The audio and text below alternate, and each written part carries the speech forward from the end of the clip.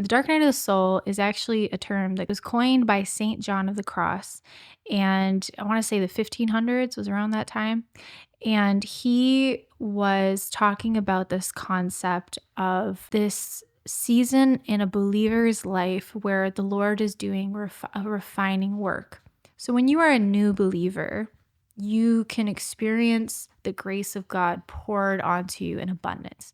And so the Holy Spirit and his grace pours himself onto them. They're like infants in the faith. And so one of the analogies is like a bottle that's filled with milk, and they're just used to like it being poured out, and they can feel it. Their emotions are ignited, with the Spirit. They can feel the Holy Spirit with them and around them, and they feel motivated and encouraged, to walk in the Spirit, walk in step with the Spirit, and go out into the world in their faith. So it's a very beautiful thing to be in that. We might describe that as having a spiritual high. Like if you've ever gone to retreats or missions trips or things like that, where everything feels so real and God feels real and the Bible feels real. And it's just it's a beautiful thing.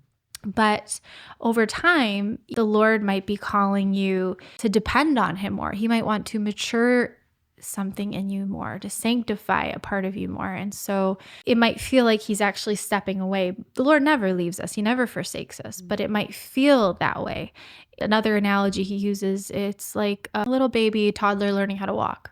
So when they're little, mom and dad are right there holding their hands, walking close to them, helping them along until they can start to walk on their own. And then what does the parent do? The parent steps away a little bit, right? To let them walk a little bit on their own. And they never leave. They're right there in case they fall, but they're letting them take a few steps. It's necessary for the maturity and the growth of the believer for that to happen. So you'll step into this season where all of a sudden it feels like, where did God go?